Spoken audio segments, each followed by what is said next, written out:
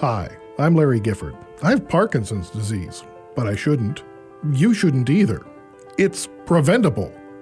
This is When Life Gives You Parkinson's. Joining me on the podcast journey is my wife and partner in Parkinson's, Rebecca Gifford, and reporter and contributor Niki Reitmayer. Honey, I think you mean that Parkinson's is probably preventable. Well, I suppose it is more accurate as it has not been prevented yet. But this episode, and stick with it because it's going to be really interesting and you're going to learn a lot from three brilliant neurologists. It's shifting the way that people are looking at Parkinson's and how the industry and the community is looking at the work that we need to do.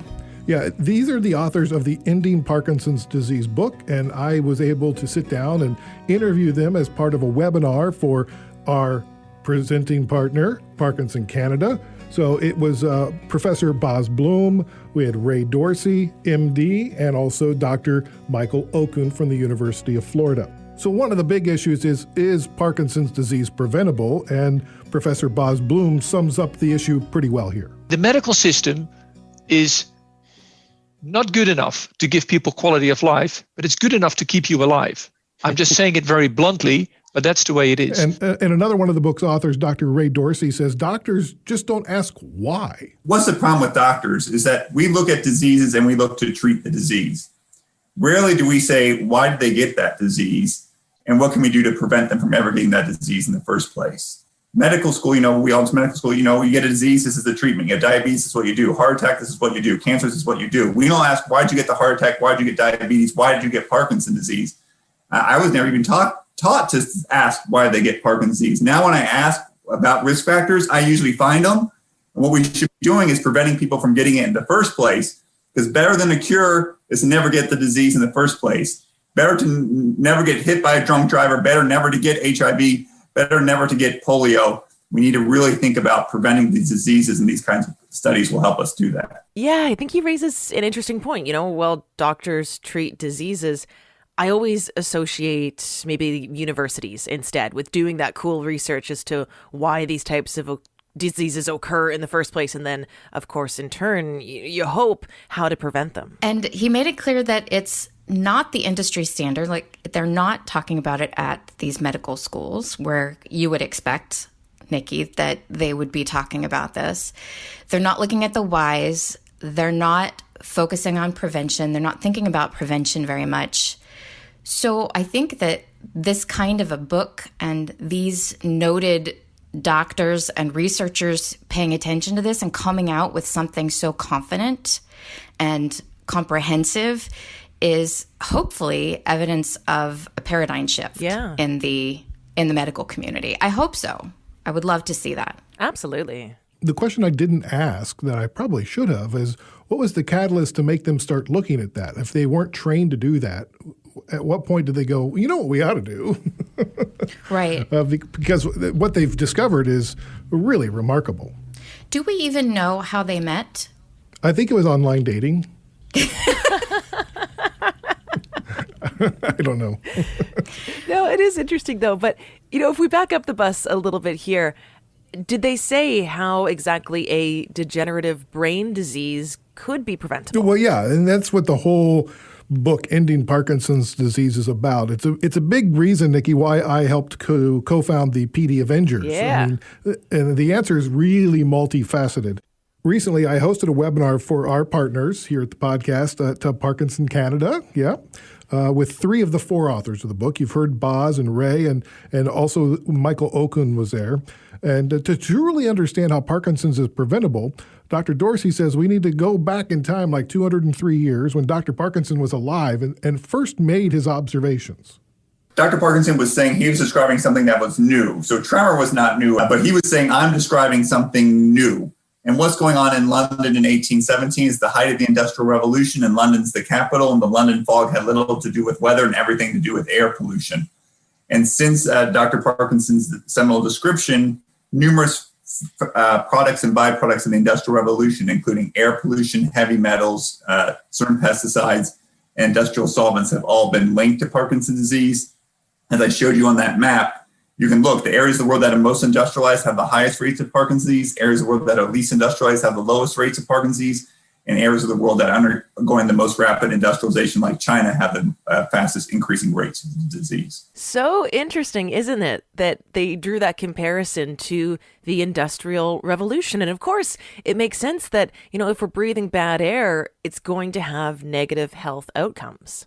Yeah, it's for me, it's like, whoa, that's like the start of it, the boom, and then it just keeps multiplying after that because we keep adding more and more toxins to our life. It's not surprising, like you're both saying. It's not surprising. It makes perfect sense that that would be a catalyst and one of the major reasons why our brains aren't working as well as they should, and that there's a coming pandemic. What I found is it's refreshing to have someone say it so confidently and to be a person who people are willing to listen to. And it's not just a theory anymore or something that we all know that chemicals are kind of bad for us and the air quality and the water quality affects how we live and our general health. But there's more and more evidence of that and research that's proving this in very specific ways. I find that exciting. Well, and if you find that exciting, Dr. Okun discusses the impact of chemicals, pesticides, and herbicides. If you back up a couple of decades ago, when we were beginning our careers, and now we're starting to get a little more seasoned. I won't say we're getting older, but we're getting more seasoned. When this idea of chemicals and pesticides emerged, a couple of papers, a couple of reports here or there, I don't think we paid that much attention. And when we think about risks to populations, Larry, what we need is numbers. We need large numbers of people, and we need multiple studies from multiple regions of the world in order to be sure what we're seeing is real. And so, I'm not saying it's anybody's fault, but we didn't pay attention to some of those early warning signs. And it's almost like taking a bet. And what we're talking about is the risk. So the risk, if you're living on planet Earth, that you're going to develop Parkinson. And so, if the bet, structure is, if 1 equals a push, nobody wins. Nothing happens if you get a 1. So you go to Las Vegas, you roll the dice and you get a 1. Nothing happens. Okay, that's a push. If the number, we call it an odds ratio, is less than 1, then whatever you were exposed to lessens your risk of later, developing Parkinson. And if that number is greater than 1, then you're in trouble. Then we're starting to think, okay, maybe some of these chemicals and pesticides could be related, to the risk of later acquiring Parkinson. So more people than not. And the shocking thing is that when you look at this list, not only are a lot of these chemicals and pesticides, above 1, they're up in the 3, 4, 5, 6 range. And sometimes you can be exposed to multiple of them. And Ray put up 10 said 10 times. Yeah, well, Ray is the expert on this, so I would never cross Ray on a number. But I'm just speaking to those of us that aren't in epidemiology, trying to speak in lay people's terms, just to say that bet is so, it's such a good bet, knowing that these people are gonna, potentially get it, and we didn't pay attention to it. But now, Larry, we've seen literally dozens of papers replicating the same findings over and over again. And Boss and Ray and Todd Scherer, that's what we like to see. When we see science, we get excited when we see multiple people publish on something, particularly large data sets. And so we have this information. We do virtually nothing with it. We do nothing with it. It really is crazy that there seems to be this clear link here. But like you said, do nothing with it. Like the doctor said, they do nothing with it. Why do you think that virtually nothing is done with this information, with this data? There's too much money. There's too much money involved. Yeah. There's too much lobbying. Follow the money, right? Yeah. There's a lot of power and money and politicians and everything else kind of tied up in these companies maintaining power and their status in the economy. There's a bill that's waiting to go to committee right now in the U.S., and it's to ban paraquat.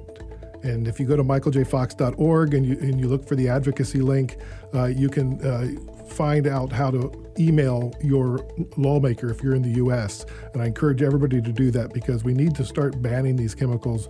Paraquat is still used in the U.S. and Canada, though it's banned in 32 other countries. Well water, another risk factor, according to Dr. Blom. I think it is a big issue. Drinking well water or living in close proximity to wells is associated with the risk of developing Parkinson's. Well water contains demonstrable concentrations of both pesticides and trichloroethylene. So I think this is a clear risk factor. We want to offer some tips while we're here today as well, Larry. If you live in the United States, for example, and if you have a well, you're worried about it, you don't have a gremlin living in the bottom of your well, but you're worried there might be, some chemicals in there. You can actually, phone up and have somebody come out and check that water, usually government authorities, not just in the US, but in other areas. So if people are listening and they have well water, just an important tip. Now that's good to know that you can call someone and they'll actually come and check your well water. Yeah, well, for sure. That's I wouldn't have known that had I not heard it here. Yeah. Look at this podcast, just teaching us new things all the time. Hey, that's what we're here for. People helping people. That's what it's all about, Nikki. There are other triggers for PD, which we've talked about in past episodes. Repeated concussions is one. Right. Microbiome can be a factor.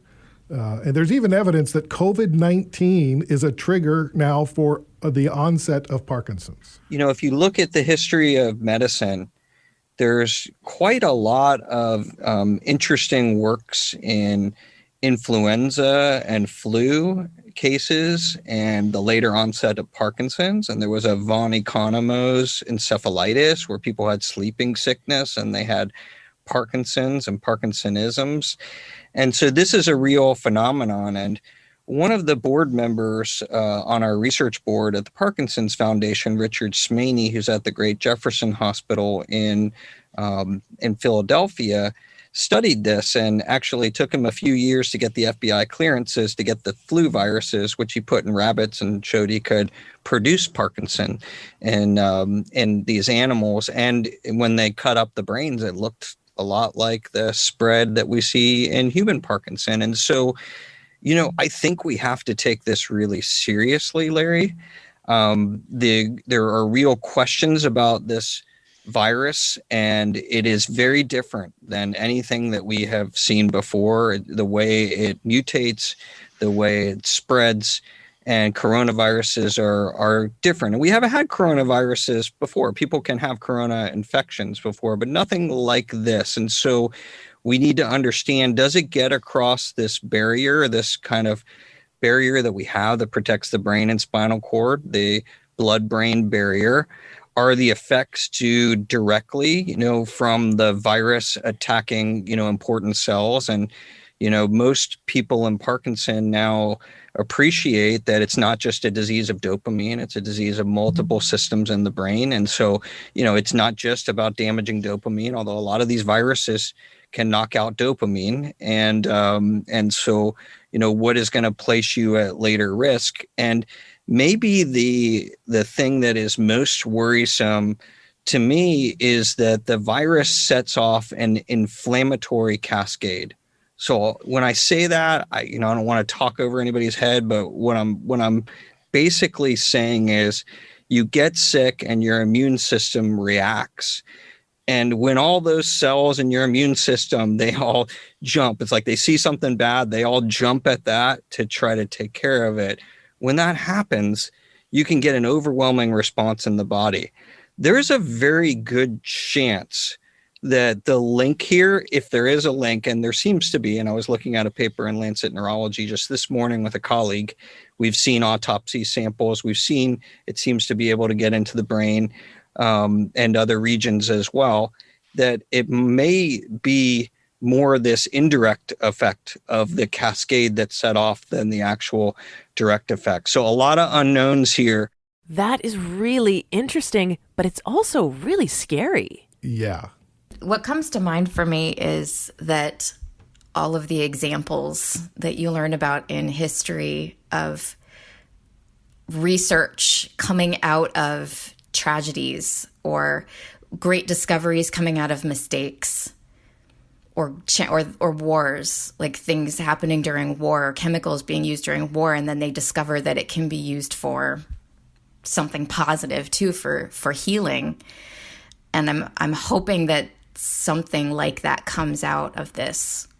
What it right now is a pretty scary situation. And Dr. Blom added to this discussion. There have been theoretical concerns, as Dr. Oken has very eloquently outlined. What is very disconcerting is that there are now, in 2 weeks' time, 4 published cases of people who had COVID symptoms and proven COVID infections, who within weeks after having their typical respiratory symptoms developed Parkinson's, underpinned with abnormal dopamine scans. And they had these people tested for their genes, and all the genes were negative for Parkinson's. You could say, well, we know that stress can trigger what was already about to become Parkinson's. So was this already underway? But none of these people had prodromal signs, the early signs like constipation or lack of smell or a REM sleep behavior disorder. So this came out of the blue right after a COVID infection. I'm not saying that this is definitive proof. We have to be careful. But the worry in our society is that a pandemic that's already happening is going to accelerate in the near future because of COVID. So people were developing Parkinson's after testing positive. Right.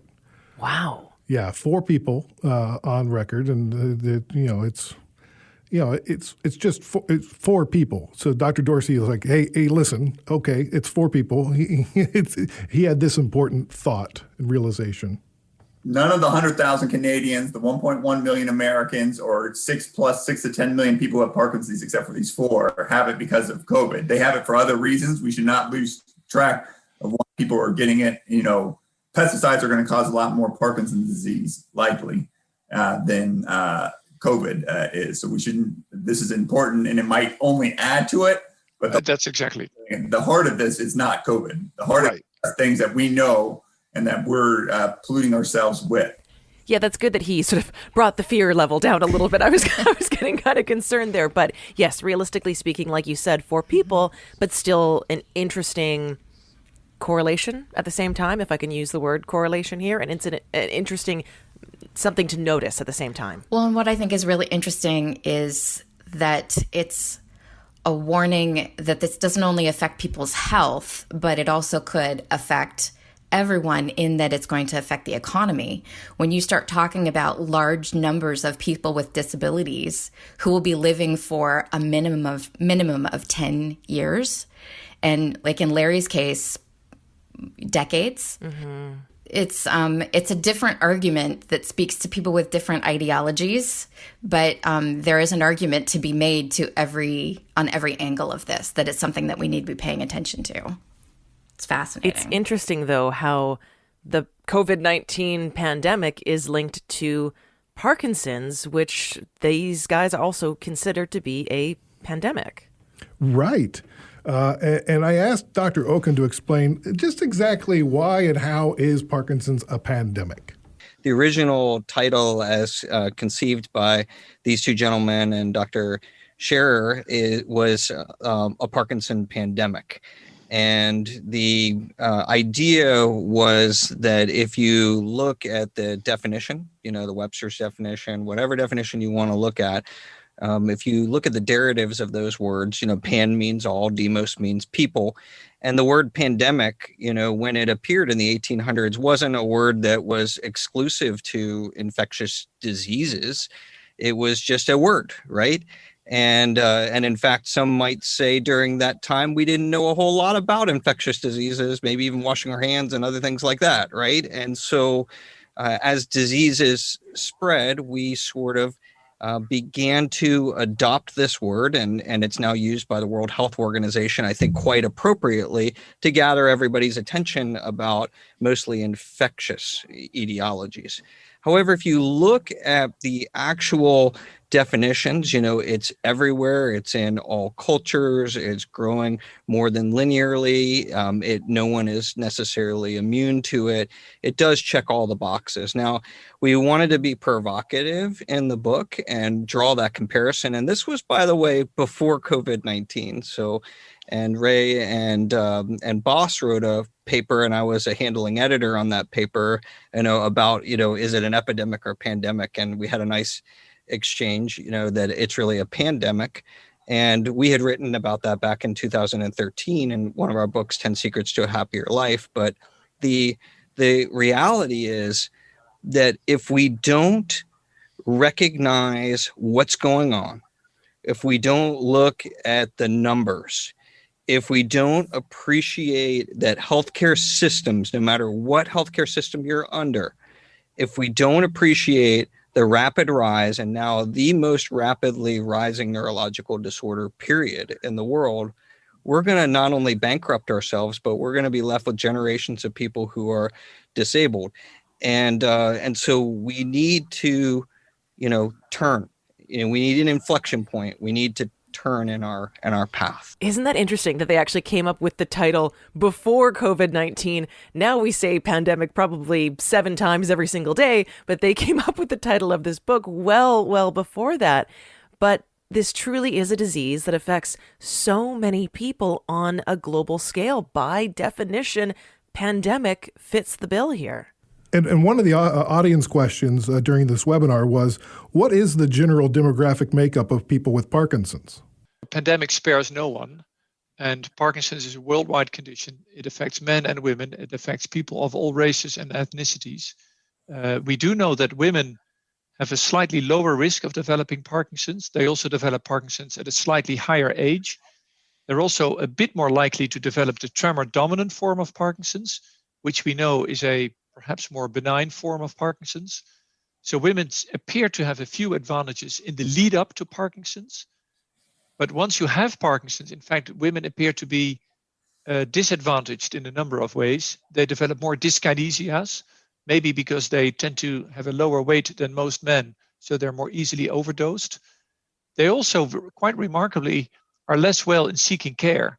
So I always say, we see in our center 70% men, whereas the real age division is about 53, 54% men, 46% women. So apparently when a man gets sick, the wife makes sure the husband gets to see a top doctor. When the wife gets sick, she takes care of herself. So we don't see enough women in university medical centers, which means women are not recruited for trials. All the trials in the Parkinson world are biased because they have way too many men, which means that we can encounter side effects in daily life or loss of efficacy because it's never been tested decently in women. Now, see, I found that really, really interesting when he said that more men seek treatment than women, because previously what I've heard is that women are more inclined to use health services compared to men. But the way he said it, I totally get that. That makes sense. Women pushing their husbands, you got to go see the doctor. Meanwhile, not going to see the doctor when they have things going on, right? That's unfortunately, our feminine programming. That's such an interesting question. I'm sure that there was a million interesting questions that were asked during this discussion. Oh, yeah. Well, when you have access to neurologists and researchers like this, you seize the moment and throw everything at them. One question that I get asked a lot is Parkinson's genetic or environmental?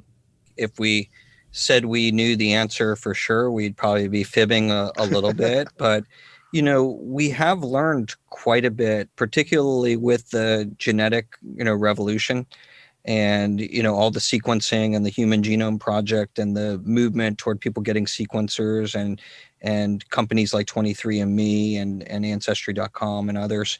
And what we have learned is a bit surprising, and it might shock a few people to know that despite all of the sequencing, all of the technologies that we have, we still have maybe 15%, maybe 20, depending on if you talk to a really aggressive geneticist. But, you're talking, only 1 in 5 or 1 in 6 people have, a DNA abnormality in their genetics that's responsible for their Parkinson's. So that means, 80 plus percent, here or there. Well, let's not argue a few percent, but, there must be something else going on. And then when you look at Ray Dorsey's, really insightful observations about Parkinson being the most, rapidly growing neurological disease. And you say, well, that's just because people are getting older, right, Larry? They get older, they get Parkinson. Well, the groups that Ray runs with in those circles, they have taken that criticism. And so they take age and they run it through and they control for that. And they realize it's not just age, right? That's driving this. You see a lot of people without family histories and the majority of people without genetics. So there was this University of California researcher that coined the term that has now become the phrase that's become, overly used and cliche, and everybody claims it, but, the genes load the gun, the environment pulls the trigger. But all we need to know is there's some relationship between those. And, and one of the really provocative things about this book, Ending Parkinson, is it really gets into the nitty gritty of, could there be other aspects? What is it we're missing? There's a blind spot here. We're missing the blind spot. Could that blind spot be exposures that are turning on and off these genes? So not just age, people without family history, there is a relationship between your genes and then perhaps the environment being the trigger. Yeah, so you need a couple of trigger events and the right set of malfunctioning genes to get to make that magic of Parkinson's. The right brew, the right witch's brew. Right. The perfect storm. Yeah. Improving the quality of life for people with Parkinson's was mentioned several times. It's a big deal because people want to be able to do things. And so during this discussion, we talked about that. And at one point, I asked Boz for some clarity on what exactly or how do you define quality of life? Well, I think we're now living in a time of personalized medicine. And what is quality for you isn't quality for me. And I think the time, when I was brought up as a physician, we were happy if the scores that we saw in the examination room had improved, and that was quality. Nowadays, quality is what is decided by the patient and the family. And by the way, we shouldn't use the word patient. It's a person living with Parkinson's. So this is truly personalized medicine. And I think the folks that go see their physician should, before they go, make a list of things they want to see improved. And it's not bradykinesia you want to improve or tremor, but it's your work or your hobbies, the stuff you like to do in daily life. And that is quality of life. And it's different for everyone. Michael Oken and I just wrote a paper that we submitted to the Lancet. A tremor like this can be unnoticeable to a laborer who's used to carrying heavy loads, but it can be completely debilitating to a calligraphist. It's the exact same tremor. And it requires a completely different approach. It's personalized medicine. Hey, that's a good tip, isn't it? To make a list of things that you want to improve. Yeah. I mean, so instead of saying my foot hurts, what is that keeping me from doing? It's something to keep in mind for all of us when we go to the doctor, I think, is what's the true issue here? And then kind of force them and us to think about it from 100 feet up. What I love about these doctors specifically is they don't pull punches. It's like what Rebecca was saying earlier. It's like they're saying it, they're putting it out there. We asked, what can doctors do once you're diagnosed in that first stage of Parkinson's? What can doctors prescribe to keep the disease from progressing? So the honest answer to all the folks out there is we have nothing today to slow down progression of the disease, except perhaps exercise. That evidence comes from rodents. If you have a Parkinsonian mouse run on a treadmill every day, that mouse looks better than a mouse that's sitting in its cage doing nothing. And if you sacrifice the animal, you see that the brain has been adapting itself. And what is really cool is we published a paper last year in Lancet Neurology showing that if you exercise 3 times a week at 80% of your maximum for 30 minutes, your motor symptoms stabilize, whereas control people declined. Now, that's not the same as neuroprotection. It's maybe suggestive. But we then did a study in the same group that we're now publishing, where we did brain scans in both groups, people who were doing stretching and people who were doing exercise. The brain was shrinking in the control people doing stretching, as is happening in you and me every day. And it stopped from shrinking in the exercise group. And lo and behold, the exercisers started to make the new connections, just like the mice, in their brains. Paper's under review with Brain now, and we hope it gets published. And now in my brain, I see this image of a mouse with like a headband on a treadmill. It's Exactly. In pink spandex. Okay, now I have that visual in my head of the mouse on the treadmill. That is interesting, though, isn't it? That in a bit of exercise, you can stop your brain from shrinking. Yeah, that's why I need to continue to work on my exercise routine and get out there and walk and build a sweat and dance with my son to the, what's it called, Just Dance app. Just Dance Now. Okay, yeah. Loads of fun. Honey, if you decide to put on the pink spandex, I have to have my camera with me. And we will be posting it. I will be the world's largest mouse. Podcast page.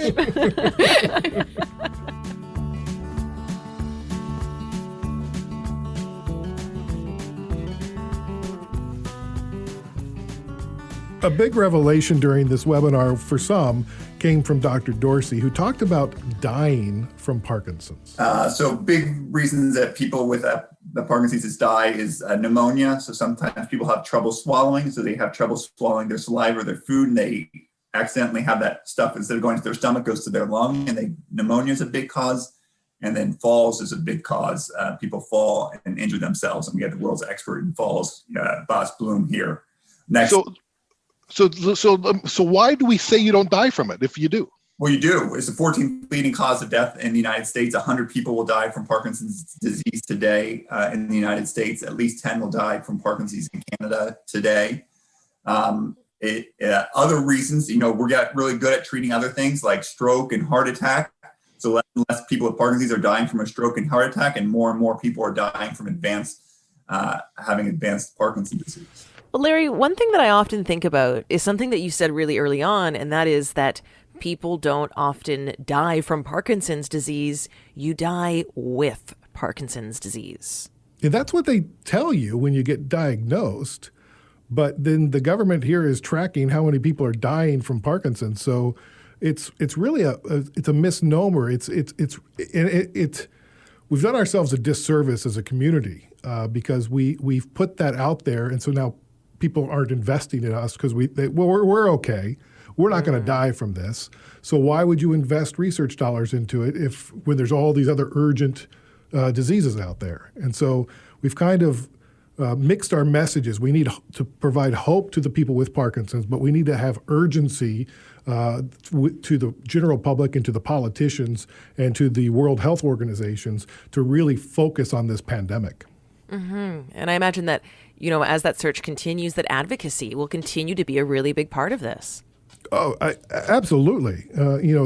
As the search for the cure continues, advocates are going to be super important for pushing the urgency, because nobody has more urgency than we do. Because we have a limited time to actually advocate before we get apathetic or we lose our voice or whatever. So there is a pact at the end of Ending Parkinson's Disease that the authors have written in the back of the book. The pact is for prevention, advocacy, care, and treatment. The journey to write the book with this great team was interesting for us. It was insightful. It was scary, and we spent a lot of time researching and trying to understand both Parkinson and, we've been around Parkinson for our careers, but we really wanted to understand other diseases like polio and HIV and breast cancer and tell those stories. And so the book is a riveting read because it tells a lot of those stories and what did those communities and researchers and families and persons, afflicted, what did they do? Like, what's the secret sauce, Larry? Like, if you wanted to do something, for a disease and you wanted to move the needle and perhaps even talk about ending a disease and be out there. And I think I speak for all the authors in saying, we'll take the criticism of people saying, well, we shouldn't have changed the name of the book from the Parkinson pandemic to Ending Parkinson's. we'll take that criticism and we'll throw it back and say, we got to start that conversation. Maybe a very difficult thing to do, but it's time to have the dialogue, and we're ready for the experts and the scientists and the lay people and the families to have that dialogue. And so if you study polio and HIV in particular, the common threads that come out, of what these folks did to move the needle was P, prevent the disease. A, they had amazing advocacy, efforts, at this. C, they cared for the people who had the disease. And T, they developed new treatments. That was what moved the needle. And, and if I just take any one of those, I'll just take one briefly and explain like why we're not there. Let's look at the advocacy. Dr. Bloom mentioned that, people were handcuffing themselves. They were occupying the FDA. They were putting a condom over Jesse Helms's house. They were making noise. They were being, extremely charismatic. They were being aggressive, and they got their message forward. By getting their message forward, HIV is funded at $3 billion, that's with a B, dollars a year in research funding from the National Institutes of Health. Now, people around the world may say, well, that's just the National Institutes of Health, but it turns out the United States National Institutes of Health is the largest funder of research in the world, at least that I'm aware of. $3 billion. It goes from when Ray and Boss and I started, when we were interns on the wards with HIV patients, it's a death sentence to a chronic disease. Look at Irvin Magic Johnson, for example. I mean, it has completely changed in my lifetime. The needle has moved. Look at Parkinson. Where was Parkinson funded? It's like 201 million. Less than 10 times, well less than 10 times, what we need to make a difference. So the pact, we got to learn. Remember I told you I wanted to be a history teacher. We got to learn from our history.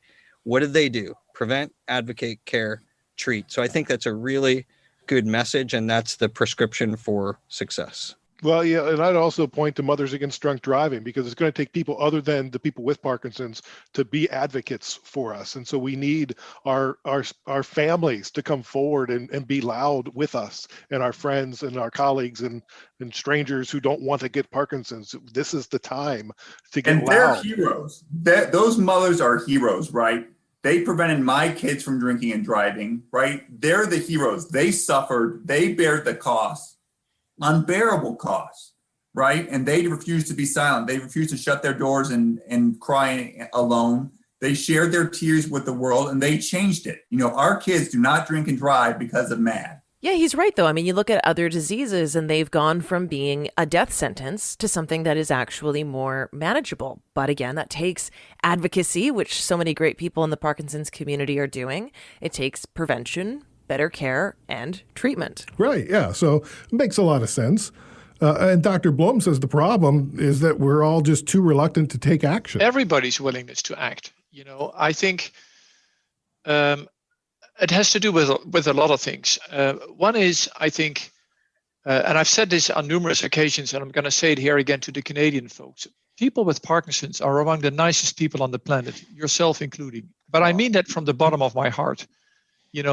I chose a career in medicine. This is a quick private note, because my mother had multiple sclerosis, but thank God I made a switch to Parkinson's, because the people are just wonderful.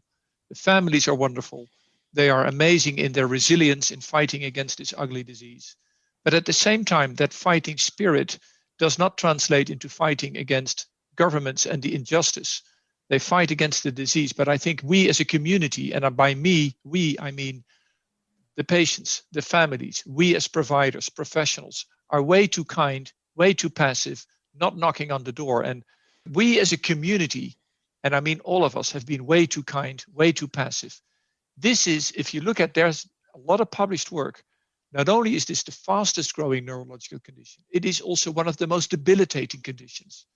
There was a paper in Journal Neurology, Neurosurgery, Psychiatry, and it focused on neurological conditions at large. It wasn't focused on Parkinson's.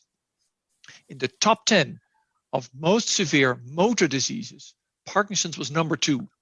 Only a high cervical cord paralysis was worse. But in the numbers of mental conditions, Parkinson's was also ranked number 2. It's both. And now you're hit twice, right? So we're being way too kind. I love that. Don't be passive, be active, become a PD Avenger. That's right. And that's why we created PD Avengers. We need a global alliance of people with Parkinson's and their friends and their families and their doctors and their care teams to help us change the world as it pertains to Parkinson's. So go to pdavengers.com, sign up and learn more. Now it's that time of the podcast where Larry and Rebecca check in with each other. So you've been doing some thinking about this webinar that I hosted. I had such a positive reaction to so much of what was said. But to be honest, initially, I had a bit of a reaction to the comparisons to the other communities, the early HIV activists and the Mad Mothers, and who did amazing work. Because as Dr. Blum perceptively pointed out, we're a different community and we're very nice and kind. As a community, there are those within us, of course. We're not the type to chain ourselves to anything. We're not the type to, to rage against the machine, right? And in that way, we need to figure out how to get things done and create and take that sense of urgency and use it. Part of the problem is, apathy and depression are symptoms. It's built into the disease, right? So, so we don't just need to activate people with Parkinson's, but it's kind of what the PD Avengers is saying is we need everybody involved, from family and friends and colleagues to doctors and nurses and therapists and home health care and all these different people that are connected to Parkinson's need to have a unified voice as we move forward. That's one of the great things about how the PD community is reacting differently. So we're saying, okay, let's get the numbers together then. Let's get enough voices together. And then they can't ignore us. So rather than taking a few people who are willing to scream really loudly, we're saying, no, let's collect all of these people, these growing massive numbers of people who are affected by Parkinson's, and let's create one unified, really loud voice. Yeah, if you think about people with Parkinson's and how they live their life, much of what they say is under their breath and whispered, like, oh, God, oh. We need those whispers to become a roar. And that's where everybody else comes in. So something we've started doing is looking around like, okay, so in the future, what are we going to need? And so we started looking at apartments, like one-floor apartments and stuff, because we have big stairs. And I can still go up the stairs and stuff, but we know how Parkinson's is, but we don't know how fast it progresses. So we're casing that out, and we're looking at that, and we're starting to do some end-of-life planning because we don't have a will yet, which we should. Shame on us, but right. Just 3 years after diagnosis, we're beginning to start to take care of that stuff, so we're prepared for it. I think that's a smart plan too. I think it's a smart plan for anybody who's approaching 50 and has a child and perhaps a complicated situation at end of life. With YOPD, it's something that we know in the community people start to think about really early. And not just wills and making sure that things are wrapped up tidily at the end and that there's a plan for if both of us go and for a child and all of that. It's what kind of situation do you want at the end of your life? Thinking about living wills, power of attorney. What do you want the situation to be in the hospital? Should somebody need to make some decisions? What do you want, Larry, as your plan towards the end, should you not be able to speak for yourself? These are all things that I don't know that there are a whole lot of 49-year-olds thinking about that. But certainly beginning that process and thinking about it and making sure that it's taken care of now before we need to be facing it and before it's an emotional. Right. It's attached to too many emotions. It still feels far away. Right. So it's not as emotional as maybe it would be had we needed to do this because the need was there. And that feels odd But there's really nothing about the Parkinson's experience so far that hasn't felt odd on some level, because it's forcing us to think about things we never would have needed to consider. We never thought we would need to consider. Well, even hopefully I can work for a long time, but maybe I won't be able to. And so looking at, okay, what does that look like, and are we prepared for that, and Right. what do we need to do to get in a position so we can do that? Right. The Parkinson's Society of British Columbia and the Movement Disorder Clinic have all been very helpful in getting us resources and getting us connected to people who can help us have those conversations in a really smart way with experience. And we found people very generous with their time and information. Yes, a ton of resources available. We're lucky here in BC to have, and specifically in Vancouver, to have a lot of resources very near us. But we also know people all over Canada and all over the United States. And there are similar resources for every one of those people. The Parkinson's community is very lucky in that way. The more we have those conversations, the closer that I feel to you. How so? Just, it just sort of reemphasizes our bond. And 21 years ago, we said till death do us part, and now we're planning for death, which is interesting. And not that I plan to die anytime soon, but, I don't think a lot of people plan to die when they die. They just die, right? Right. And so having those discussions is reminds me how much I love you and Henry and our relationship and our family. It is thinking ahead and imagining what that would be like, and are we good with that? How do we want to set that up? And you're right, it does reinforce that commitment. Say, okay, this is what we're in for, and yes, it's scary, but I'm not going anywhere. This is what my intention is with our marriage, and it always will be. It's just as bonding and just as meaningful to be thinking about it in this, what could be a very sad way. But also I'm finding it kind of comforting, because we know that we're there for each other until whatever, into the gray area before us. And that's really one of the most difficult parts of Parkinson's, is that there is no roadmap. People go, what's the prognosis? And the prognosis is unknown. They have theories, they've got averages, but everybody's so different, everybody's symptoms are so different, everybody's progression is so different that you can't predict it. And so you need to plan for this, because you don't know what tomorrow brings. And we just hold out hope that we have more good days than bad, and that it lasts as long as it can last. Well, what I know for sure is that I love you. I love you too, honey. This is When Life Gives You Parkinson's, a Curious Cast podcast. Our story producer is Dila Velazquez. Sound design by Greg Schott. The presenting partner is Parkinson Canada. Diagnosed with Parkinson's? You're not alone. Parkinson.ca. Thanks also to our promotional partners, Spotlight YOPD, the only organization in the world with a singular focus of raising awareness of young onset Parkinson's disease. You can find them at spotlightyopd.org. The Michael J. Fox Foundation, Parkinson's podcast, hosted by Larry Gifford. Available on Apple Podcasts and at michaeljfox.org. The World Parkinson Congress 2022 in Barcelona, Spain. Go to WPC2022.org for details. Join Rebecca and I. We're going to be there, and we're going to have some tapas. And talk about Parkinson's.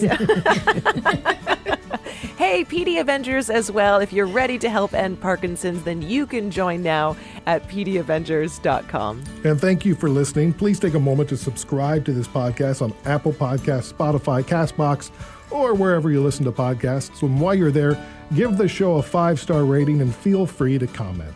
You can also engage with us on social media. Please do. It's at Parkinsons Pod on Facebook, Twitter, and Instagram. Or you can always email us, parkinsonspod@curiouscast.ca. Oh, and be sure to share a link to this podcast with your friends on email, Facebook, Twitter, your blog, wherever. That helps get the word out about the pod. Absolutely. And remember, keep positive. Keep exercising. Keep listening. We'll talk to you next time. Canada may be known for its landscapes and friendly people, but beneath the surface lies a darker side of crime, history, and the paranormal. Since 2017, the award-winning Dark Poutine podcast has explored the shadowy corners of the Great White North and beyond, delivering chilling tales from a uniquely Canadian perspective. Hosted by Mike Brown and Matthew Stockton with over 300 episodes and fresh releases every Monday, Dark Poutine is your weekly ticket to the creepier side of Canada. Listen to Dark Poutine on Apple, Spotify, Amazon Music, or wherever you get your podcasts.